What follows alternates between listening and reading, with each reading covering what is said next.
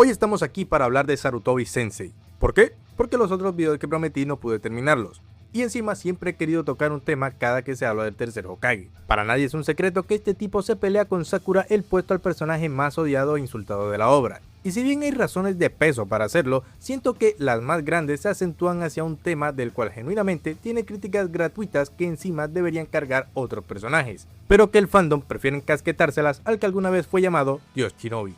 Ahora, tampoco se trata de defender lo indefendible, este tipo fue un pésimo Hokage, estaba lejos de estar capacitado para ser un líder militar.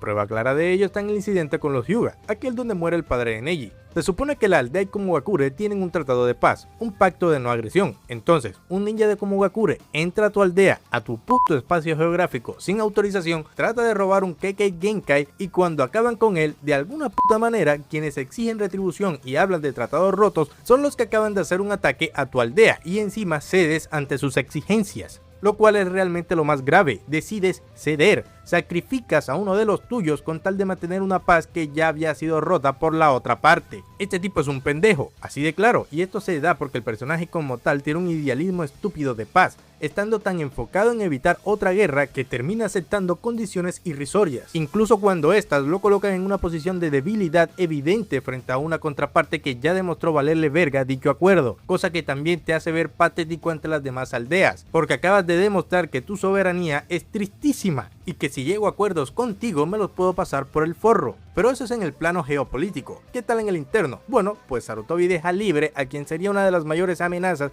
no solo de la aldea, sino del mundo ninja por mero sentimentalismo, fallando no solo como jefe de estado, sino directamente como ninja, dejando que las emociones nublen su juicio. Fuera de eso, me sorprende cómo nadie en la aldea haya pedido la cabeza de este tipo o siquiera su renuncia. Digo, a Sakumo lo acosaron hasta la muerte por menos de esto, cosa que solo se explica con una cosa: corrupción. Ahora entro al punto fuerte porque a partir de aquí las críticas a Sarutobi toman un tinte exagerado y se lo deja como el único responsable de hechos de los cuales otros personajes también influyeron de igual o mayor medida. Durante años, décadas ya incluso, Sarutobi ha sido señalado como el principal responsable de la masacre Uchiha. Y sí, como siempre, su papel como Hokage es patético.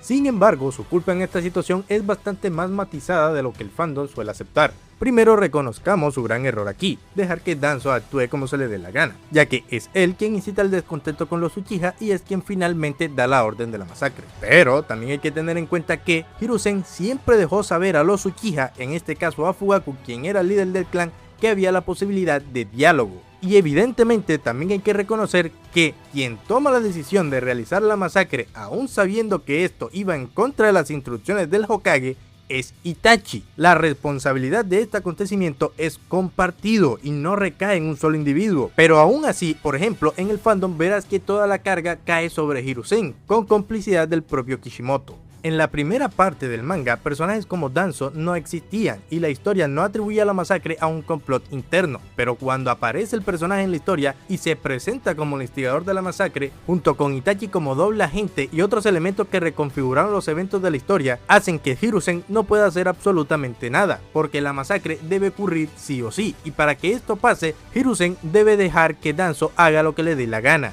Estamos hablando de un caso en el que la incompetencia del personaje es artificial y Kishimoto hace esto con el único propósito de presentar a Itachi como un mártir y completar así su arco de personaje, sin importar que en el proceso se llevaría la imagen del tercer Hokage consigo. La obra hace quedar a Sarutobi como alguien patético y lo coloca como un chivo expiatorio narrativo, mientras que otros factores decisivos y otros actores clave quedan en segundo plano, al punto que nadie critica con la misma fereza el por qué Fugaku quería poner en peligro a todo su clan si el Hokage estaba dispuesto a pactar, y cómo la discriminación por la que lloraba no era generalizada por la aldea, sino que se reflejaba en un ambiente político donde nuevamente el Hokage te está dando opciones de diálogo. Y evidentemente el cómo Itachi decide hacer la masacre aún teniendo pruebas contundentes de que quien movía los hilos en contra de los Uchiha era Danzo, y que este literalmente desobedecía las órdenes y posiciones del Hokage. ¿Hablar con el tercero y tu padre para darles un enemigo en común? No. ¿Masacrar a todo tu clan? Obvio, Bobby. El fandom tiende a sobreacusar a Hiruzen ignorando la responsabilidad de los otros actores que en la narrativa final tuvieron un impacto igual o mayor. Hiruzen sí es culpable y sus fallos son reales, pero su papel como culpable absoluto surge más de decisiones narrativas posteriores a causa de la expansión y la ambición de la historia que quería contar Kishimoto.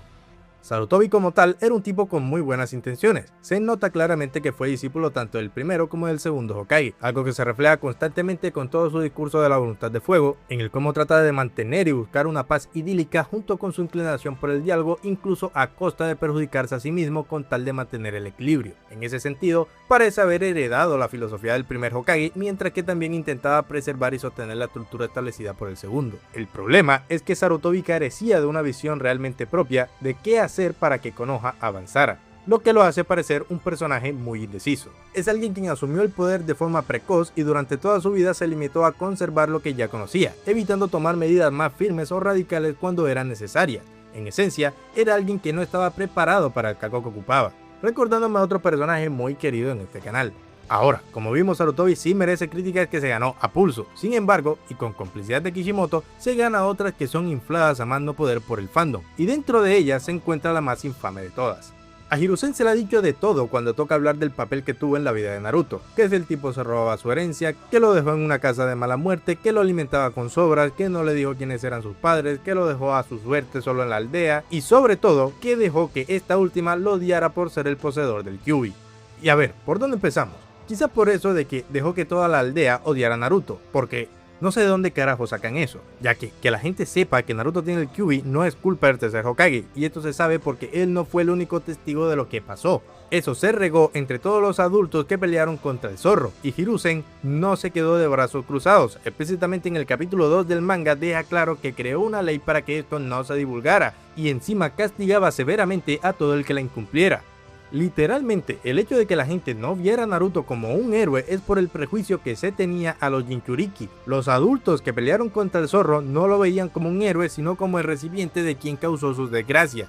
Y esto no es culpa del tercer Hokage, es culpa del montón de psicópatas de la aldea. Dentro del manga también se explica por qué se le ocultó el hecho de que Minato fuera su padre, nuevamente con intención de que la información del Kyuubi no se regara y no estuviera en constante peligro. Con relación a su herencia y dinero, literalmente Naruto vivía en un lugar similar al que le vimos a sus padres y al resto de personajes de la obra. Nunca lo vimos con necesidades en ese aspecto. Naruto no era un indigente o alguien que pasara penurias físicas, pero sí que las pasaba emocionalmente. Lo que me lleva a Hiruzen es un hijo de puta porque no fue una figura paterna para Naruto. Y sí, es un hecho que Hiruzen pudo haber hecho más con Naruto en este apartado. Sin embargo, volvamos a ver los primeros capítulos de Naruto. Ustedes sí sacan un personaje que se llama Iruka, ¿no? Vayan y vean quién es el que le habla de Naruto a Iruka. ¿Quién lo hace empatizar con él y quién lo pone en la vida de Naruto? ¿Quién le hace entender que Naruto es solo un niño y no un zorro demonio? Y nadie habla de este hecho, de cómo Sarutobi es quien da pie a que Naruto tenga su primer gran vínculo. Incluso cuando Naruto se convierte en ninja, Hiruzen a dedo lo pone en el equipo de Kakashi para que sea él quien lo siga guiando en su entrenamiento. Sarutobi nunca fue el hijo de puta que el fandom suele vender cuando se habla de su relación con Naruto. La única forma de decir eso es que uses rellenos para avalar tu punto. ¿Pudo haber hecho más? Por supuesto que sí, pero jamás actuó con indiferencia o malicia con el protagonista. Y si quieren tirarle a personajes con estos argumentos, resaltando lo de la falta de implicación paternal, pues tienes a Jiraiya para hacerlo, pero cuidadito con tocarlo porque ese personaje sí que nos gusta, ¿no es verdad? Asimismo, Kakashi también entra dentro de esta conversación, quien, dicho de paso, cuando ya era su maestro, demostró por activa y pasiva que le daba tremenda hueva entrenarlo o hacerse cargo de él. Pero claro, siempre es mejor echarle las culpas a Sarutobi.